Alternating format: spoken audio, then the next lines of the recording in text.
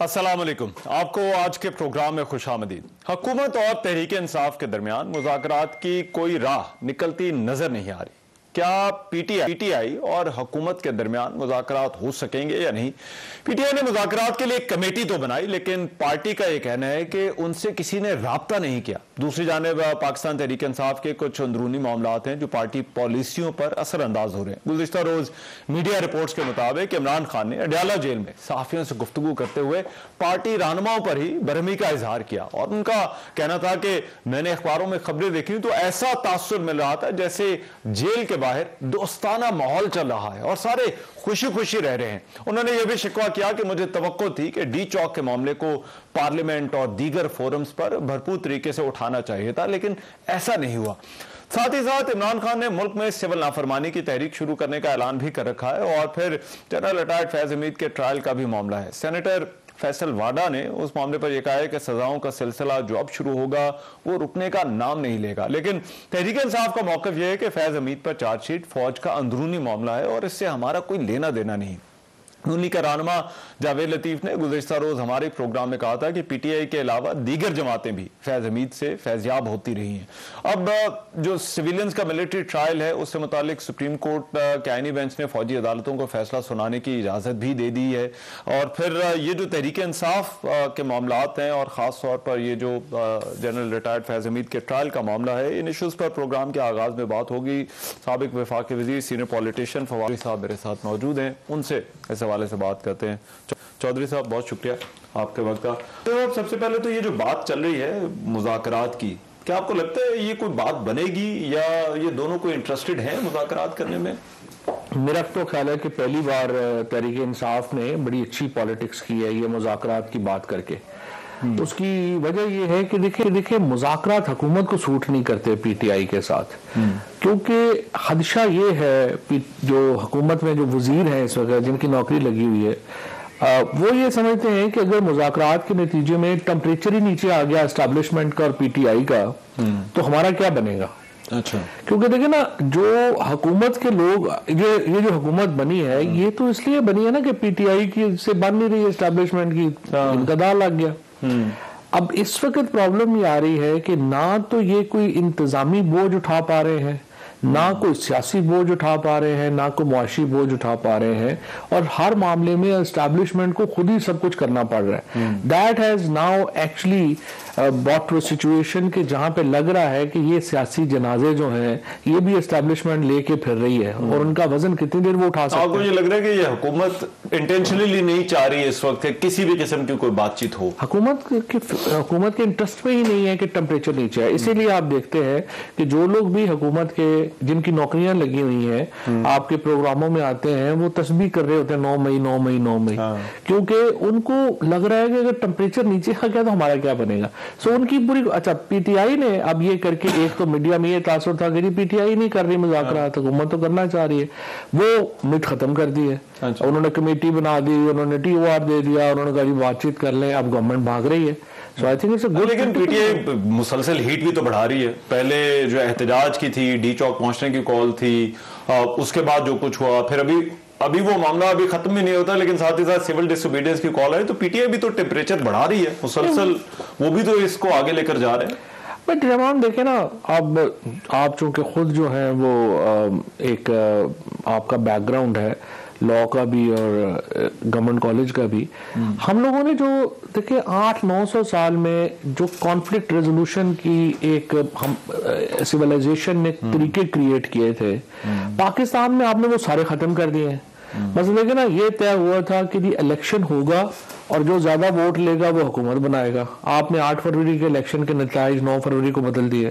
फिर तय हुआ कि नहीं चलेगी, जुडिशरी होगी, जहां पे आप कॉन्फ्लिक्ट होगा तो वहां से रिजॉल्व करा लेंगे।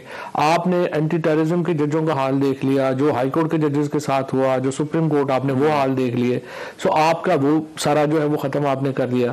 ECP आपने खत्म कर दिया, स्पीकर ऑफिस, चेयरमैन सेनेट, सब जो कॉन्फ्लिक्ट रेजोल्यूशन के इदारे थे वो आपने एक एक करके खत्म कर दिए। जो प्रोटेस्ट हुआ उसके ऊपर आपने फायरिंग कर दी। तो मुझे आप बताइए ना कि आपने इमरान खान पीटीआई के पास और क्या है, वो करे क्या? We have no other option. इसका कोई फायदा होगा ये सिविल डिसोबीडियंस वाली कॉल का? देखिए फायदा नुकसान नहीं है, लड़ाई है तो फिर तो लड़ाई है ना। और दूसरी बात यह है कि ये कोई ऐसी बात भी नहीं है, इमरान खान के कहने पे लेट्स से अगर 3% रेमिटेंस कम हो जाती है तो दैट मींस $1.5 बिलियन।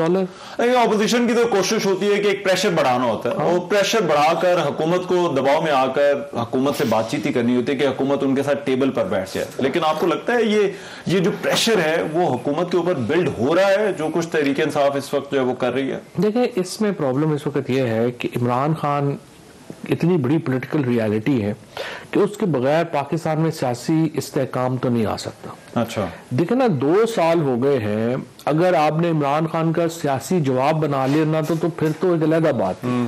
अब तो देखिए ना, सवाल यह है कि आप इमरान खान को और जेल रख लें 6 महीने, आप उन्हें मिलिट्री कोर्ट में चलें जी शौक है दे लें, तो मिलिट्री कोर्ट में और इन कोर्टों में क्या फर्क है? उससे क्या हो जाएगा? इमरान, देखिए लोग मजलूम के साथ होते हैं, इमरान खान इस वक्त मजलूम है और जो सलूक उनके साथ जेल में हो रहा है कि बिजली बंद कर दो, अखबार ना दो, एक्सेस खत्म कर दो, टीवी बंद कर दो, जो सर्दी है हीटर नहीं दे रहे, रजाई नहीं दे रहे, ये एक्चुअली इमरान खान को और बड़ा कर रहे हैं। With every passing day Imran Khan politically तो और बड़े हो रहे हैं ना, तो इसका मुझे नहीं पता कि एस्टैब्लिशमेंट को, गवर्नमेंट को इसका क्या फायदा। अच्छा, लेकिन इमरान खान भी अपनी पार्टी से कोई खुश नहीं है। कल उन्होंने जो बात की है, उन्होंने कहा है कि ऐसा लग रहा है बाहर कोई दोस्ताना माहौल चल रहा है। आप इस पे पहले भी बात कर चुके हैं कि पार्टी की हिकमत अमली जो है वो क्या होनी चाहिए। आपको लगता है ये ठीक है, उनकी नाराजगी पार्टी से? पहली बात तो ये है कि पार्टी तो उस तरह से एग्जिस्ट नहीं करती, क्योंकि जो 2 साल की एक एफर्ट करके तो पार्टी का कैडर तो खत्म कर दिया ना। पार्टी तो थी, मैं था, असद उमर था, अपना अली था, परवेज खट्टक था, इमरान इस्माइल, ये सब लोग पार्टी थे ना। अब ये सारे लोग जो अभी पार्टी आए हैं, जो भी की पार्टी जो बनी है, ये तो देखिए ना वैक्यूम में आए हैं, खला में आए हैं। इनकी तो ना पॉलिटिक्स में भी अब रऊफ हसन हो गया या हामिद खान हो गया या सलमान हो गए, ये लोग तो देखे ना, इनका तो पार्टी से। लेकिन चॉइस तो खान साहब की है ना, कि इन लोगों को लिया है, इन लोगों को रखा है, ये ओहदे दिए हैं। और किसको रखते हैं? आपने चॉइसेस नहीं छोड़े, सो दे आर नॉट इम्पोर्टेंट। आज इमरान खान ने रखे हैं, कल निकाल दें, क्या फर्क पड़ता? तो सिंपल बात है कि they are not worth it कि उसके ऊपर कोई देखे ना, ये लोग तो इनकी क्या पॉलिटिकल इंपॉर्टेंस क्या है? मतलब कोई बंदा तनख्वाह लेके पार्टी के लिए काम कर रहा था, कुछ कर रहा है, किसी को केस किसी को मिल जाते हैं, they are not politically relevant नहीं है। अच्छा, जही साहब ने भी कल ये बात की, उन्होंने कहा है कि कोई हिकमत अमली नहीं है पार्टी के पास जो है वो, तो अब पार्टी ये कहती है, जब पार्टी के लोगों से पूछते हैं वो कहते हैं हम इससे ज्यादा क्या कर सकते हैं, हम जो है वो एहतजाज की कॉल होती है, हम एहतजाज करने पहुंच जाते हैं, अब वो कोई और कॉल होती है। नहीं, देखिए पहली बात तो ठीक है, इमरान खान ने लोगों को लगाया तो है, लेकिन देखिए ना, अब पहली बार ये जो कमेटी बनी है इसमें पहली बार पॉलिटिकल लोग हैं। अच्छा। मसलन राजा नासिर अब जो है वो आए हैं इसमें, ये असद कैसर साहब हैं, अली अमीन गंडापुर है, उमर अयूब है, हामिद रजा है, ये पॉलिटिकल लोग हैं। सो अब इनसे मैं 5 ये जो लोग हैं ना, 4-5 लोग, इनसे मुझे उम्मीद है कि ये कोई स्ट्रेटजी चेंज करो। मुझे बड़ी अच्छा है, खुशी हुई है कि आज चकजई साहब से मिले हैं और मुझे बताया इन्होंने कि आप मौलाना से भी मिलने की कोशिश कर रहे हैं। सो ये जो 4-5 लोग हैं, I think they can be a good alternate to party leadership. लेकिन ये मुज़ाकरात जो है वो क्या ऐसे ही ओपन में होने चाहिए, या फिर जो है वो पीछे जो मुज़ाकरात हैं बैकडोर जो है वो हो सकते हैं? क्योंकि पोलराइजेशन यहाँ पर इतनी है, स्पॉटलाइट के अंदर इतनी चीजें आ जाती हैं कि कोई बातचीत जो है वो आपको लगता है हो सकती है मीडिया की स्पॉटलाइट में? बराह रास्त मुज़ाकरात तो हो ही नहीं सकते जो इस वक्त हालात हैं। मेरी नज़र में मुज़ाकरात इनको करने चाहिए अचकज़ई साहब और फजलुर रहमान साहब, इस तरह के बफर्स के जरिए, तो और बैकडोर के ऊपर कर लें या वो लोग कर लें। पीटीआई का इस वक्त मुज़ाकरात का डायरेक्ट हुकूमत से ना उन्होंने करने हैं, इनको भी कोई खास फायदा नहीं। अच्छा, और ये जो फैज हमीद वाला मामला है, ये आपको लगता है पीटीआई के लिए कोई खतरे की बड़ी इसमें क्या है? मतलब पीटीआई इसमें चलेंगे, वो जैसा फैसल ने कहा कि जी सजाएं बड़ी ज्यादा हो जाएंगे, तो कितने 2 साल सजाएं ही है ना, तो और बता लो। अच्छा, देखिए प्रॉब्लम सजाओं से तो नहीं ना पॉलिटिक्स कंट्रोल होती। पॉलिटिक्स में तो बयानिए चाहिए, ऑल्टरनेटिव चाहिए। आपने पाकिस्तान को एक पॉलिटिकल स्टेबिलिटी की तरफ भी तो लेके जाना है, या ऐसे ही रखना है जैसे हम चल रहे हैं? आप देखें ना, रोजाना 6 to 11 सारे शोज इमरान खान पे होते हैं, सारा सोशल मीडिया पाकिस्तान का, पाकिस्तान की इस वक्त सारी डिस्कशन एक आदमी के इर्द गिर्द रिवॉल्व कर रही है और वो इमरान खान। अब देखें इसका हल या तो आप बना लेते हैं, अब 2 साल में तो नहीं बना। हाँ। और देख लें 3 महीने।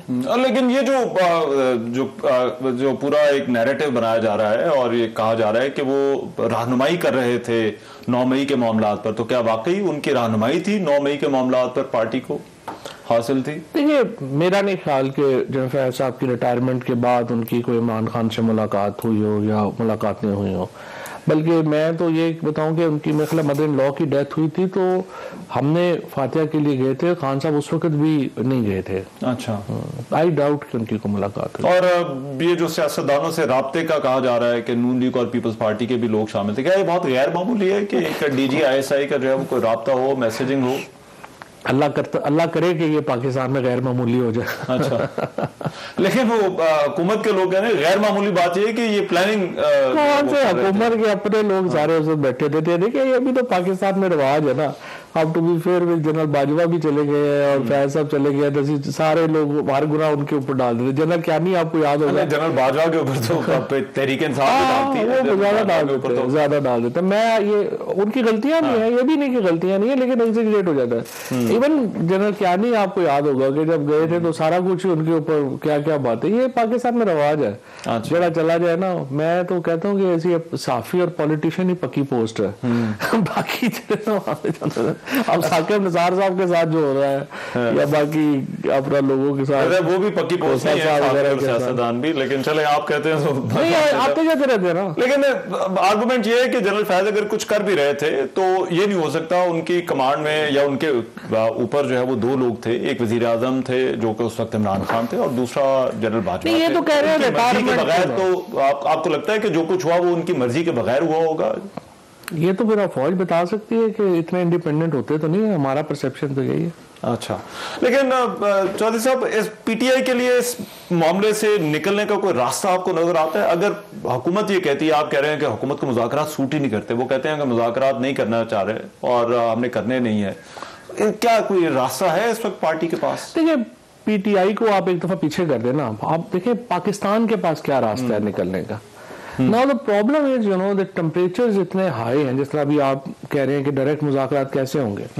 अब इशू ये है कि मैंने तो लिखा था 3-4 दिन पहले कि इनको टेम्परेचर नीचे लाने के लिए कौमी हुकूमत ही वो वाहिद जरिया है जिसमें ये कर लें कि आप एक प्राइम मिनिस्टर जो है वो इमरान खान, जरदारी साहब और नवाज शरीफ मिल के सिलेक्ट कर लें, प्रोविंशियल गवर्नमेंट्स बेशक रहने दें, और आप 1 साल के लिए जो नया इलेक्शन कमीशन बनना है, जो जुडिशरी की इंडिपेंडेंस के मामलात हैं, जो नैब के मामलात हैं, इनके ऊपर एक कंसेंसस है। और फिर IMF प्रोग्राम आप जो है, आप देखिए ना, जो सारे रिफॉर्म्स IMF में प्रॉमिस किए हुए थे एक भी गवर्नमेंट नहीं ला पा रही।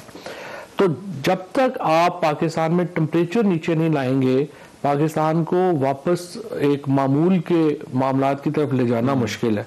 क्योंकि उस दिन राना सनाउल्लाह जब मौलाना साहब से मिले हैं तो उन्होंने उनको कहा कि जी आप कह रहे हैं कि इमरान खान को रिलीज कर दें, तो रिलीज का तो मतलब है कि सिस्टम बैठ जाए और इमरान खान के हाथ में तलवार दे दें कि हमें जो है वो आके कर रहे हैं। तो आप देखें ना, तासुर PTI को, इमरान खान को, ये उनका ये फर्ज है कि वो हुकूमत की जो पार्टियां हैं उनको ये तसल्ली दें कि हम आपके साथ वो नहीं करेंगे जो आपने हमारे साथ 2 साल में किया। ठीक, स्पेस देनी है ना, अगर स्पेस नहीं देंगे फिर तो लड़ाई है ना। नहीं, नून लीग तो यही कहती है कि ट्रस्ट का इस वक्त सब बहुत बड़ा इशू है। ट्रस्ट से ज्यादा क्या कोई गारंटी, जो आपने लफ्ज यूज किया, कि कोई गारंटी है कि PTI जो है या खान साहब जो है वो जो बात होगी उस पर जो है वो कायम रहेंगे? देखिए ट्रस्ट को छोड़ देना, आप मैकेनिज्म पे चले जाए ना, आप मैकेनिज्म्स क्रिएट करें कि जिसमें ये वायलेशंस ना हो सके। मिसाल के तौर के ऊपर आप जुडिशरी को इंडिपेंडेंट कर दें और जजेस जो हैं वो आप कंसेंसस से लेके आए तो आपको बहुत बड़ा बफर मिल जाएगा। अच्छा। इसी तरीके से आप ECP एक जो है वो बनाए जिसके ऊपर एतमाद हो, तो चीजें हो सकती हैं। लेकिन ये कौमी हुकूमत वाली बात चौधरी साहब भी आपको याद होगा आदम एतमाद से पहले भी हुई थी और फिर उसके बाद भी हुई थी। तो उस वक्त तो तहरीक इंसाफ इसके लिए तैयार नहीं थी, या बाकी पार्टियां तो किसी तरह तक थोड़ी सी आमादा नजर आती थी। वर्केबल है ये फार्मूला? क्योंकि पाकिस्तान में इस पे बहुत ज्यादा बहस हो चुकी है कि ये चीजें चलती नहीं है, फिर अगर ले भी आते हैं फिर और तरीका निकालना है, टेम्परेचर कैसे नीचे ना है।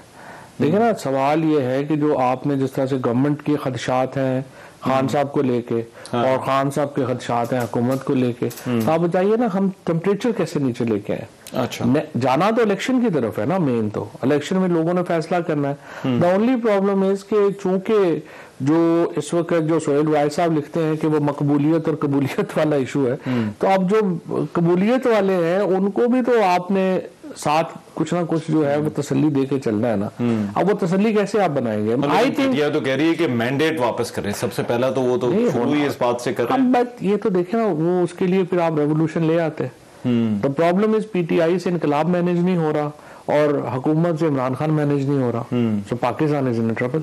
दोनों में से एक हो जाता। अगर ये अपना इनकलाब 26-24 को या 26 को 10 लाख बंदा आ जाता तो आप इनकलाब ले आते बांग्लादेश में। लोग क्यों नहीं उस तरह से पार्टी जो है वो निकालता है? हमें तो तहरीक इंसाफ का मालूम है, तहरीक इंसाफ और इमरान खान जब कॉल देते थे बड़े लोग निकल आते थे। इमरान खान होंगे तो लोग निकल आएंगे। अच्छा, पीछे लोगों के लिए निकलना मुश्किल है। अच्छा, तो लोगों की जो कॉल है वो खान साहब की खुद कॉल हो, खुद आ रहे हो, तो तभी जो है इमरान खान खुद आ रहा। फिर देखिए लोग निकल भी आए ना, सच्ची बात है, इफ यू आस्क मी, कोई अच्छी बात नहीं है। इसलिए कि जब एक दफा मॉब इतना बड़ा बन जाए ना, फिर आप कंट्रोल में नहीं हो सकता। कौन किसको क्या गारंटी है वो क्या करे? पाकिस्तान में खुदा ना खास्ता कोई और शुरू हो जाए काम, बट अभी से पार्टी का तासुर तो ये है कि पार्टी केपीसी लोग ले आती है, लेकिन पंजाब से जो है वो नहीं आते। Punjab main battle ground party की, इतना बड़ा इलेक्टोरेट रहा है पार्टी के, अभी भी वहां से जो है वो बेशुमार एमएनएज हैं, सवाल है। एमएनए एमपीएस तो है, लेकिन वो मिलिटेंट तो नहीं है ना। अगर आप 1 लाख छापा पड़ा है तकरीबन पंजाब में और इस्लामाबाद में, कोई बंदा इफेक्ट नहीं हुआ, इससे बचा नहीं है जो इफेक्ट नहीं है। The kind of administrative crackdowns on PTI are so big कि उसको ऊपर देखे ना, मैं अगर आप मुझे बंदूक से रोकेंगे, देखे मैं मुकाबला नहीं कर सकता, मैं मिलिटेंट नहीं हूँ। ये जरूर है कि आप मुझे फारिग कर देंगे। पीटीआई, पीपल्स पार्टी और पीएमएलएन का एडवांटेज क्या है पाकिस्तान के लिए? ये मिलिटेंट पार्टियां नहीं है और इस ऐसी पार्टियों को प्रोटेक्ट करना चाहिए। ये फेडरल गवर्नमेंट फेडरेशन की पार्टीज है। सो अब प्रॉब्लम यह है कि अगर आपने बंदूक से और एडमिनिस्ट्रेटिव इस तरह से रोक देंगे, रुक जाएगी पीटीआई। ठीक, बहुत शुक्रिया फवाद चौधरी साहब हमारे साथ मौजूद थे इन इश्यूज पर। प्रोग्राम में एक ब्रेक शामिल करो, वापस आ रहे हैं इस ब्रेक के बाद।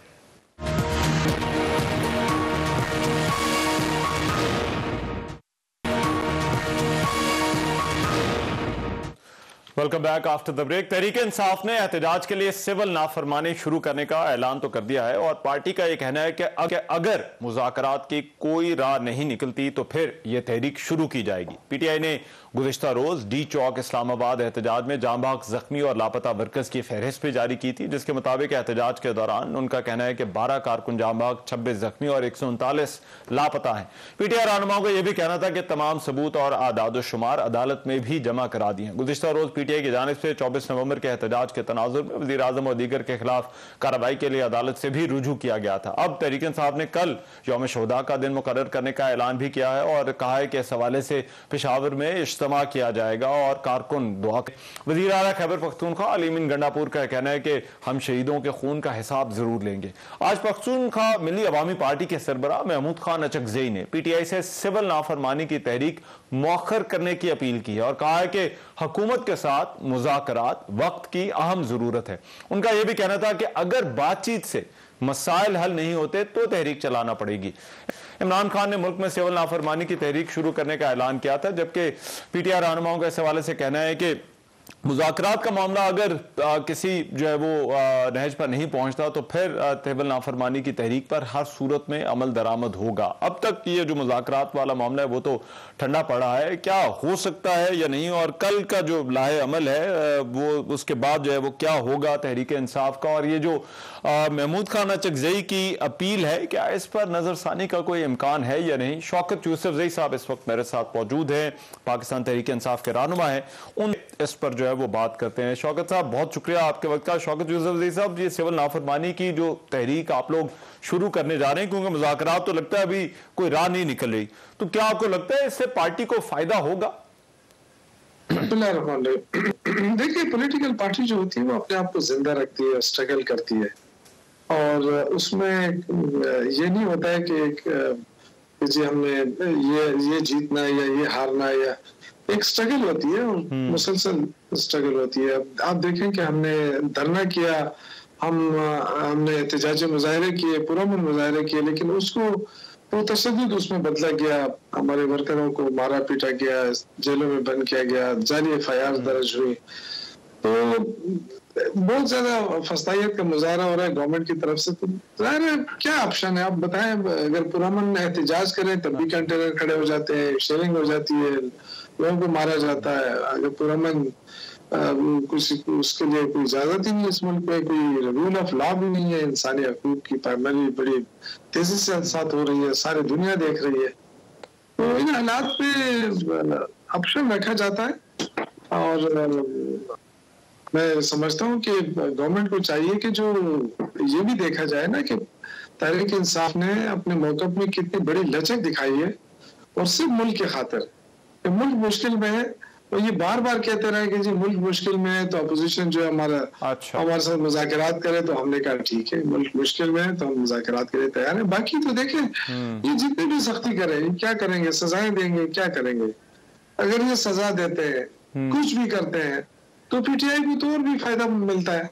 तो PTI को नुकसान तो नहीं होता। जो ये चाहते हैं कि PTI को क्रश करें, PTI को का वोट बैंक खत्म करें, इमरान खान को साइड से हटाएं, तो आप सारी चीजें आप देख रहे हैं, आप करके भी देख लिया, और भी करेंगे तो और भी पॉपुलरिटी बढ़ेगी इमरान खान। लेकिन देखिए शौकत अली साहब, एक मकसद होता है अपोजिशन का, और वो ये कि ये जो एक्टिविटीज एहतजाज की कॉलें, इनसे हुकूमत पर दबाव बढ़ाना होता है।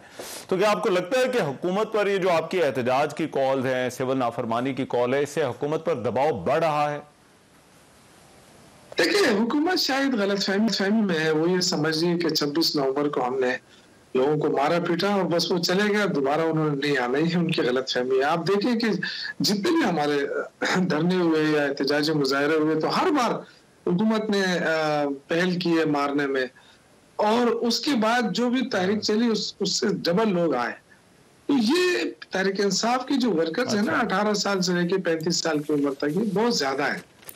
तो इनको डराने धमकाने से नहीं होगा, एक प्रॉपर तरीका होना चाहिए। अगर हमने सिविल नाफरमानी की तारीख का ऐलान भी किया है, लेकिन उसके साथ साथ हमने मुज़ाकरात का रास्ता भी खोल दिया, और ये तहरीक इंसाफ की जो पॉलिसी है उसमें जो लचक दिखाई गई, मेरे ख्याल से ये असल सियासत है। और गलतफहमी गवर्नमेंट को हो रही है, वो बिल्कुल इसको इग्नोर कर रहे हैं, और शायद वो पाकिस्तान को नुकसान देना चाहते हैं। मुझे तो और कोई वो नजर नहीं आता है, वरना खुद ही कहते थे कि जी सियासत में तो हर किसी से बात की जाती है। अब क्या मसला है, हम पहले ही कहते थे ना कि इनके पास इख्तियार नहीं है, अगर हम मुज़ाकरात करेंगे इनके साथ तो फायदा नहीं होगा। तो आज ये साबित हो गया कौम के सामने। हमेशा हमें ये कहा जाता था ये मुज़ाकरात नहीं करते, आज हुकूमत भाग रही। ठीक है, लेकिन शौकत यूसुफ जी साहब, ये तो PTI की पोजीशन थी कि अगर हमने मुज़ाकरात करने हैं तो बाइख्तियार लोगों के साथ करने हैं, और उन लोगों के साथ करने हैं जिनके पास इख्तियार है। देखिए बड़ा क्लियर मौक़िफ़ आया इस दफा। उमर अयूब साहब ने कहा है कि फरिश्ते हों या इंसान हो, अब इससे ज्यादा और क्या कह सकते हैं कि जो भी हम मुज़ाकरात करना है, क्योंकि हमें पता है कि टेबल टॉक के ऊपर हुकूमत का क्या मौक़िफ़ है। तो आए हमसे बात करें ना, ये बहाना कीजिए हमें प्रॉपर तरीके से इन्फॉर्म नहीं किया गया। अब ये इतनी बड़ा मतलब झूठ, और उसका कोई और तरीका इस्तेमाल कर लो झूठ बोलने का, लेकिन कीजिए हमें तो पता ही नहीं कि उन्होंने कमेटी बनाई है, हमसे तो किसी ने राब्ता ही नहीं किया। तो हुकूमत राब्ता करती है, अपोजिशन राब्ता करती है। तो ये बड़ा अजीब सा वो है, मखमसा है इस हुकूमत का। शायद इनके पास इख्तियार नहीं है, इसलिए ये मुज़ाकरात के लिए आगे नहीं बढ़ रहे हैं, या इनके अंदरूनी चपकल जो शुरू हो चुकी है जरदारी ईवान सदर और ईवान वज़ीर आज़म में। ये भी अंदरूनी लोग कहते हैं कि जी उनके अंदर बहुत बड़ी चपकलिश हो रही है, और जरदारी साहब अपने बेटे को लॉन्च करना चाहते हैं एज ए प्राइम मिनिस्टर। तो उसकी वजह से बहुत सारी चीजों में इनकी मुशावरत खत्म हो गई है, और बहुत सारी चीजों पे अब ये एक दूसरे के साथ आमने सामने आने वाले हैं। तो मेरे ख्याल से वो तो वैसे भी इनकी छुट्टी हो जाएगी, क्योंकि अगर ये एक दूसरे से अलग हुए तो इनकी तो हुकूमत नहीं रह सकती है, तो इनको जरूरत होगी किसी न किसी। लेकिन कहीं ऐसा तो नहीं है कि क्योंकि तकसीम इतनी ज्यादा है, पोलराइजेशन इतनी ज्यादा है कि किसी तीसरी कुव्वत की जरूरत है हुकूमत और तहरीक इंसाफ को बिठाने के लिए? देखिए ये लोग कहते थे कि जी सियासी मुज़ाकरात होने चाहिए। अब इनकी मर्जी है कि ये किसके डंडे के जोर पे बैठना चाहते हैं। हमारा तो क्लियर स्टांस है, हमारी कुछ चीजें हैं कि जो बेगुनाह सियासी वर्कर्स हैं उनकी राय हम चाहते हैं। जो ये जो 9 मई का वाकया है, जो 26 नवंबर का वाकया है, इन सब की जुडिशियल कमीशन बनने चाहिए, उनकी इंक्वायरी होनी चाहिए। जो मुलविस है उनको सजाएं देनी चाहिए, और ये जो ह्यूमन राइट्स की जो वायलेशन हो रही है ये खत्म होनी चाहिए, रूल ऑफ लॉ होना चाहिए। ये सारी चीजें जो मेरे ख्याल से इसमें से कोई ऐसा मुतालबा नहीं है जो लोग ये कहें कि जी पूरा नहीं हो सकता। हाँ, हुकूमत अगर भागे उससे तो इसकी और, लेकिन एक चीज मैं आपको बताऊं कि ये जो लचक दिखाई गई है ना, ये इसलिए कि आवाम चाहती थी कि पीटीआई मुज़ाकरात क्यों नहीं कर रही है। राइट। लेकिन इसमें बताइए कि जो महमूद खान अचकज़ई ने भी कहा है तहरीक इंसाफ से कि तहरीक इंसाफ नज़रसानी करे इस कॉल के ऊपर, ये सिविल नाफरमानी की जो कॉल है, आपके ख्याल में इस पर नज़रसानी हो सकती है?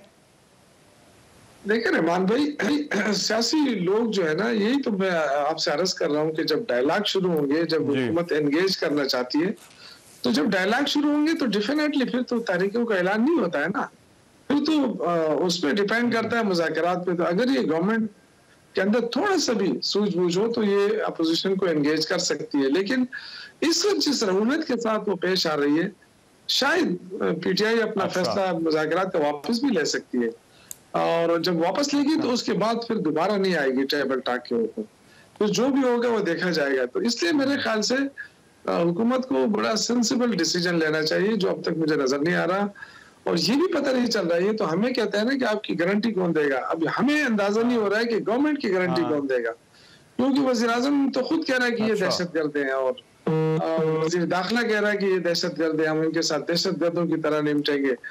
तो आगे चल के इनका क्या एटीट्यूड है, लेकिन मैं अगेन कहूंगा कि ये जो कुछ भी कर रहे हैं इसका फायदा जो है वो पीटीआई को पहुंच रहा है। पीटीआई की पॉपुलैरिटी बढ़ रही है। जो बंदा जेल के अंदर मौजूद है, जिसको आपने महदूद किया हुआ है एक सेल के अंदर, उसकी पॉपुलैरिटी बढ़ रही है। आपको तो मतलब ही हल नहीं हो रहा है।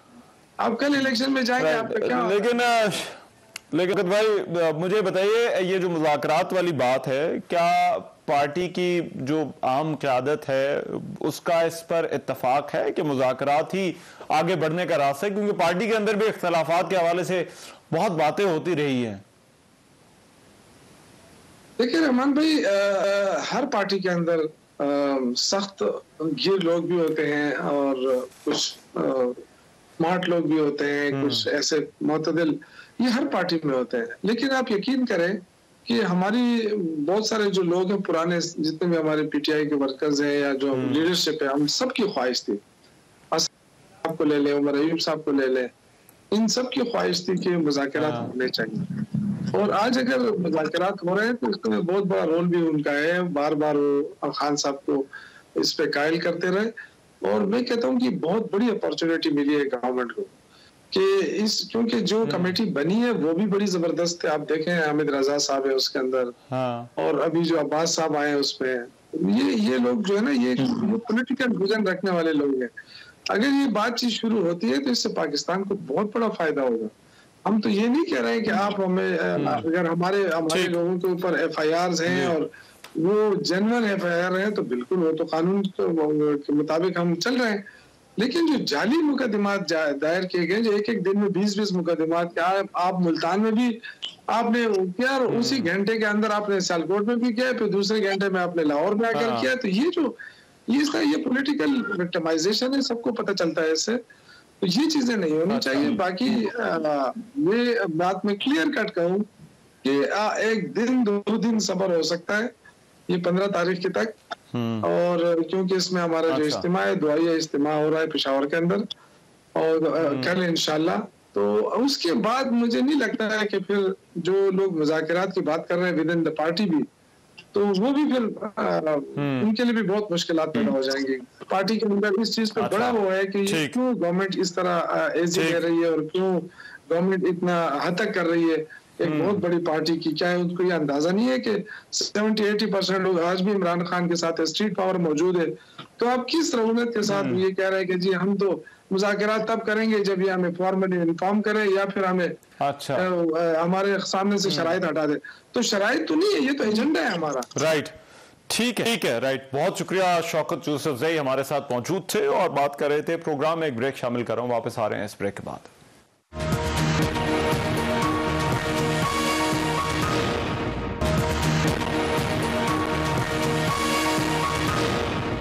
Welcome back after the break. Champions Trophy का मुस्तकबिल क्या है, इस हवाले से आईसीसी की जानिब से अभी तक कोई बाज़ाब्ता हतमी ऐलान नहीं किया गया, लेकिन भारतीय मीडिया की जानिब से दावा किया जा रहा है कि चैंपियंस ट्रॉफी 2025 हाइब्रिड मॉडल के तहत होगी और इस पर आईसीसी और भारत ने पाकिस्तान क्रिकेट बोर्ड की तमाम शराइत मान ली हैं। अब्दुल माजिद भट्टी साहब हमारे साथ मौजूद है, क्रिकेट एक्सपर्ट भी हैं, सीनियर स्पोर्ट्स जर्नलिस्ट हैं।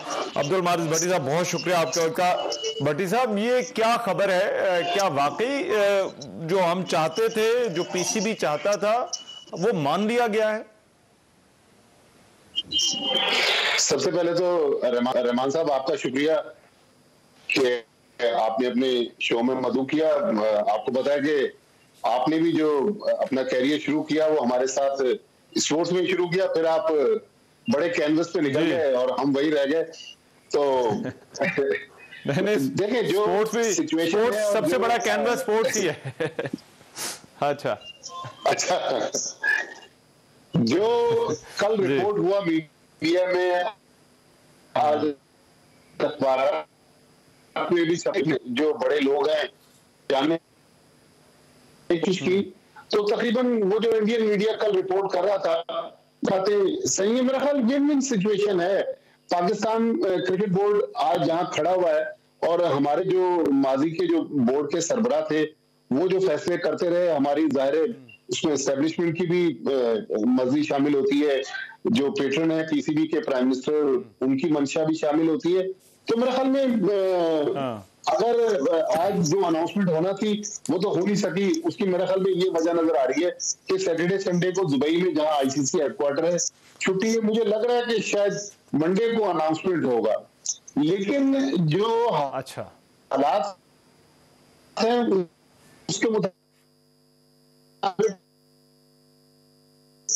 मेरे ख्याल में ठीक है, जो है उसके तहत पाकिस्तान से बाहर मैचेस करवा लेते हैं। अब यहाँ भारत को थोड़ा सा शायद धचका लगा हो या भारत ये तवक्को ना कर रहा हो कि पाकिस्तान क्रिकेट बोर्ड अब दुबई से कोलंबो और ढाका के ऑप्शन एक्सप्लोर कर रहा है। उसकी वजह यह है कि पीसीबी का कहना है कि वहां पर होटल्स भी सस्ते हैं, वहां पर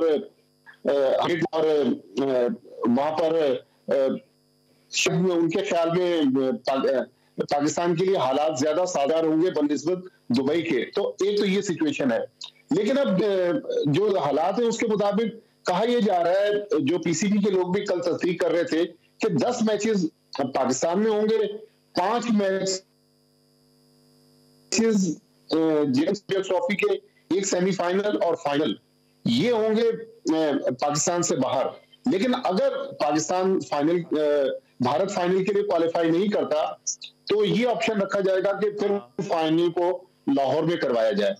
लेकिन अब जो पाकिस्तान ने इसके फाइनेंशियल कॉम्पनसेशन वाली बात ही, अच्छा जी, अब मैं जरा पूछना चाह रहा था, ये फाइनेंशियल कॉम्पनसेशन वाली जो बात चल रही थी उस पर इंडियन मीडिया कह रहा है कि वहां पर पाकिस्तान को कुछ नहीं मिला।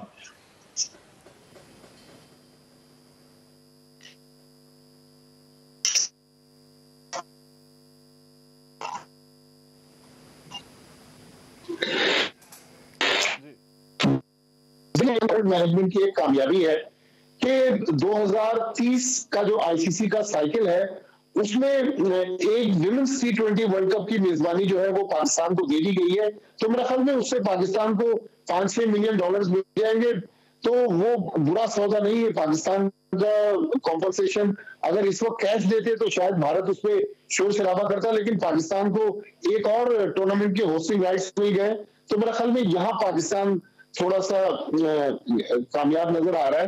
लेकिन जो पाकिस्तान का मुद्दा था कि भाई हम भी अगले 3 साल नहीं जाएंगे भारत, तो भारत इस वक्त रिटर्न में तो देने की पोजीशन में नहीं है, लेकिन कल जो एक इनफॉर्मल मीटिंग हुई थी जिसमें पाकिस्तान, भारत और आईसीसी के अलावा जो बोर्ड मेंबर्स हैं वो भी शरीक हुए, तो उसमें इन प्रिंसिपल तय पा गया कि ठीक है भारत रिटर्न में नहीं देगा, लेकिन पाकिस्तान जो है वो अगले 3 साल ठीक है भारत जाके ना खेले। देखिए रहमान भाई, ये तो वही सूरत हाल है कि आप मुझे अपने घर दावत में बुलाते हैं और मैं कहता हूँ कि मैं तो आपकी दावत में नहीं आना चाहता, तो जबरदस्ती तो कोई किसी को नहीं बुलवा सकता ना। आज भारत का जो क्रिकेट बोर्ड है वो एक पेपर लेकर आ गया है या जबानी बता रहा है कि हमें हमारी हुकूमत इजाजत नहीं दे रही, तो जब पाकिस्तान का टर्न आएगा तो पाकिस्तान क्रिकेट बोर्ड के पास भी ये ऑप्शन है कि अगर भारत गड़बड़ करता है तो पाकिस्तान क्रिकेट बोर्ड इससे क्या फर्क पड़ता है कि अगर कोई रिटर्न में दे या वर्बली दे, ये पोजीशन क्यों भारतीय क्रिकेट बोर्ड की तरफ से अगर ऐसी है तो इस पर इसरार क्यों है? देखिए इसकी वजह यह है, अगर आपको याद हो कि पिछले 2-3 बार भारत ने वर्बली पाकिस्तान से कहा था कि हमारी टीम पाकिस्तान का दौरा करेगी, बल्कि नजम सेठी साहब जब पीसीबी के चेयरमैन थे उस वक्त भी ये बात चली थी कि भारत ने कहा कि ठीक है आप आके 2016 में T20 वर्ल्ड कप खेलने, हम भी पाकिस्तान आएंगे, लेकिन भारत उससे मुकर गया। तो पाकिस्तान क्रिकेट बोर्ड चाहता था कि एक रिटर्न एश्योरेंस होती ताकि अगर कल कहीं भारत दोबारा इनकार करता तो पाकिस्तान उस चीज को कोर्ट ऑफ आर्बिट्रेशन में चैलेंज कर सके। तो ये बेसिकली वो नुकता है। अच्छा ठीक है। और भट्टी साहब लास्टली ये बताइएगा, ये शेड्यूल पर कोई फर्क आपको पड़ता हुआ नजर आ रहा है, या अब अगर डिसीजन होता है तो ट्रॉफी शेड्यूल के मुताबिक होगी या डेट्स को आगे पीछे हो सकती हैं? देखिए जो हमने सुना है कि 19 फरवरी को चैंपियंस ट्रॉफी शुरू होगी। पहला मैच गालिबन न्यूजीलैंड अफगानिस्तान का कराची में है, फिर 9 मार्च को उसका फाइनल है। शेड्यूल में कोई तब्दीली नहीं है, लेकिन कौन सी टीम कब किससे खेलेगी उसमें थोड़ा सा रद्दोबदल हो गया। मुझे लग रहा है, ये मेरी अपनी एक ऑब्जर्वेशन है जी, कि शायद अब एक एक्स्ट्रा सेंटर दुबई, कोलंबो या ढाका जो भी आता है, तो हो सकता है कि पाकिस्तान का एक सेंटर ड्रॉप हो जाए। राइट, बहुत शुक्रिया अब्दुल माजिद भट्टी हमारे साथ मौजूद और बात कर रहे थे। प्रोग्राम में एक ब्रेक, वापस आ रहा हूं इस ब्रेक के बाद।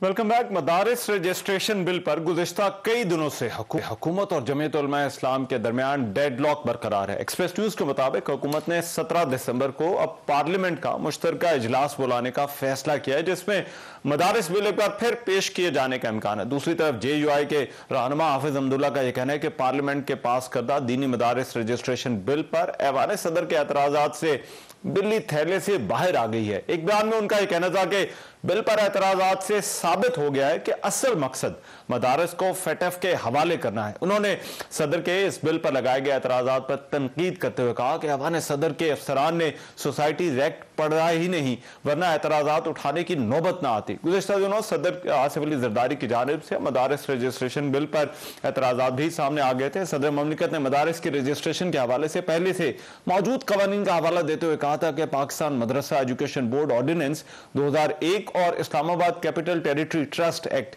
2020 की मौजूदगी में नई कानून साजी मुमकिन नहीं। सदर ने एतराज किया कि मदारिस को बहैसियत सोसाइटी रजिस्टर कराने से उनका तालीम के अलावा भी इस्तेमाल किया जा सकता है। सदर ने यह भी कहा कि इस कानून के तहत मदरसों की रजिस्ट्रेशन से फिरका वारियत के फैलाव का खदशा होगा और एक ही सोसाइटी में बहुत से मदरसों की तामीर से अमन अमान की सूरत खराब होने का अंदेशा है। सोसाइटी में मदरसों की रजिस्ट्रेशन से मफादात का टकराव होगा और ऐसे मफादात के टकराव से आलमी तनकीद का सामना करना पड़ेगा, जबकि बिल की मंजूरी से FATF और दीगर आलमी इदारे पाकिस्तान के बारे में अपनी आरा और रेटिंग्स में तब्दीली ला सकते हैं। अब हुकूमत और JUI के दरमियान मदारिस रजिस्ट्रेशन बिल पर जो तनाज़ा है वो ताहाल जारी है। अब देखना यह है कि जो बिल हुकूमत अगर लेकर आती है इस मुश्तरका इजलास में, तो क्या जमीयत उलमा इस्लाम के एतराज़ात दूर होते